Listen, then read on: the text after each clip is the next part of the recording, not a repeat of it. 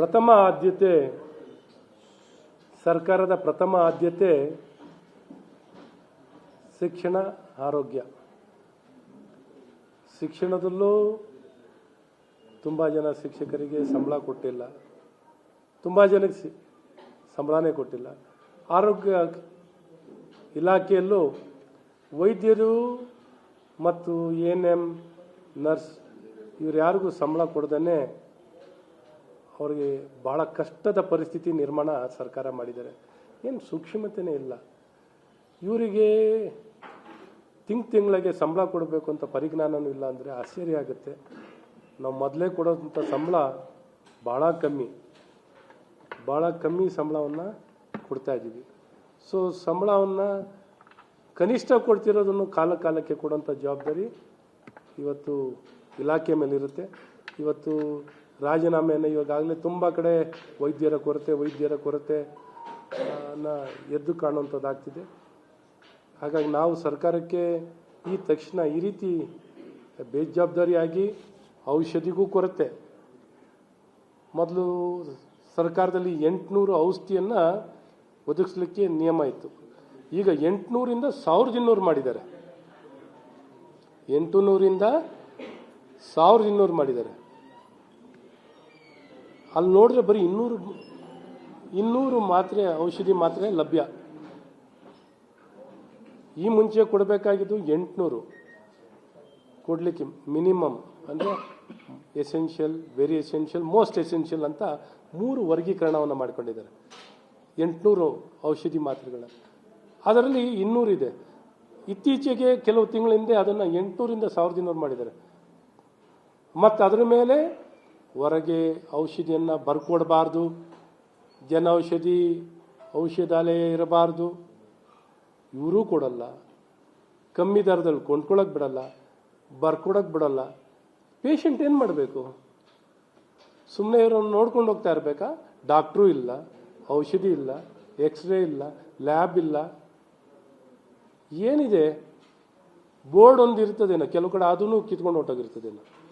So ಇಂಥ ಪರಿಸ್ಥಿತಿನಲ್ಲಿ ಒಳ್ಳೆ ಶವಗಾರ ನಡೆಸ್ದಂಗೆ, ಶವಗಾರ ಮಟ್ಟದಲ್ಲಿ ಜೀವ ಉಳಿಸುವಂಥ ಜಾಗದಲ್ಲಿ ಜೀವ ಕಳ್ಕೊಳ್ಳೋಂಥ ಸ್ಥಳವಾಗಿ ಆಗಬಾರ್ದು. ಮಾತೆತ್ತರೆ ನುಡಿದಂತೆ ನಡಿತೀವಿ. ಏನು ನುಡಿದಂತೆ ನಡಿತೀವಿ ಅಂದರೆ ಇದು ಜೀವ ಕಾಪಾಡೋ ಸ್ಥಳ ಅಲ್ಲ, ಪ್ರಾಣ ಹೋಗೋ ಸ್ಥಳವಾಗಿ ಮಾರ್ಪಾಡನ್ನು ಮಾಡ್ತಾ ಇದ್ದೀವಿ. ಇದೇ ನಮ್ಮ ಕಾಂಗ್ರೆಸ್ ಸರ್ಕಾರದ ಸಾಧನೆ. ಹಾಗಾಗಿ ಇವತ್ತು ಡಾಕ್ಟ್ರುಗಳಿಗೆ ಸಂಬಳವನ್ನು ಕೊಟ್ಟು ಸರ್ಕಾರ ಎಲ್ಲರಿಗೂ ಸೇರಿರುವಂಥದ್ದು.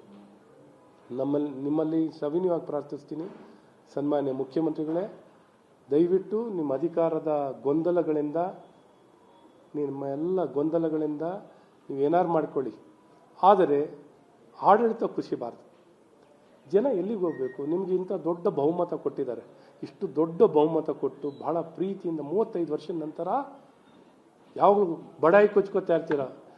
ನಿಮಗೆ ಇಷ್ಟು ದೊಡ್ಡ ಪೂರ್ತಿ ಬಹುಮತ ನಿಮಗೆ ಬಂದಿತ್ತ ಅಂತೀರ.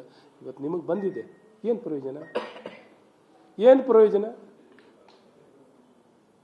ಪ್ರಯೋಜನ ಆಗಬೇಕಲ್ಲ. ಸ್ಥಿರವಾದ ಸರ್ಕಾರ ಇಟ್ಕೊಂಡಿದ್ದೀರಾ, ನಿಮಗೆ ಕೊಟ್ಟಿದ್ದಾರೆ, ಏನೂ ಪ್ರಯೋಜನ ಆಗ್ತಿಲ್ಲ. ಜನ ಭಾಳ ಬೇಸರ ಮತ್ತು ಹತಾಶರಾಗಿದ್ದಾರೆ.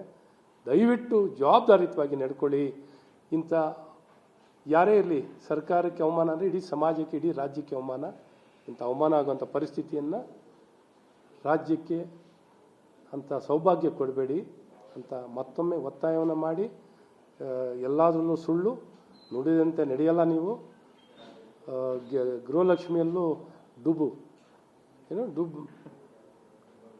ಮೋಸ ಮಾಡಿದಕ್ಕೆ ಏನು ಹೇಳ್ತೀವಿ? ಡುಬಾಯಿಸಿದಾರ, ಡುಬಾಕು. ಹಂಗೆ ಮಧ್ಯದಲ್ಲೇ ಹಂಗೆ ಸಿಂಕು, ಮಧ್ಯದಲ್ಲೇ ತಿಂಗಳುಗಳು ಸಿಂಕು. ಜನ ಬುದ್ಧಿವಂತರಿದ್ದಾರೆ, ಪ್ರಜಾಪ್ರಭುತ್ವ ಬದುಕಿದೆ. ದಯವಿಟ್ಟು ಇಂಥ ಹಗಲು ದರೋಡೆ, ಹಗಲು ಹೊತ್ತಲ್ಲೇ ಮೋಸ ಮಾಡೋದನ್ನು ನಿಲ್ಲಿಸಿ, ದಯವಿಟ್ಟು ತಕ್ಷಣ ವೈದ್ಯರಿಗೆ ಸಂಬಳ, ಔಷಧಿ ಒದಗಿಸುವಂಥ ಪುಣ್ಯದ ಕೆಲಸವನ್ನು ಮಾಡಿ. ಇನ್ನೇನು ನೀವು ದೊಡ್ಡ ಕೆಲಸ ಅಂತೂ ಮಾಡಲಿಕ್ಕಾಗಲ್ಲ.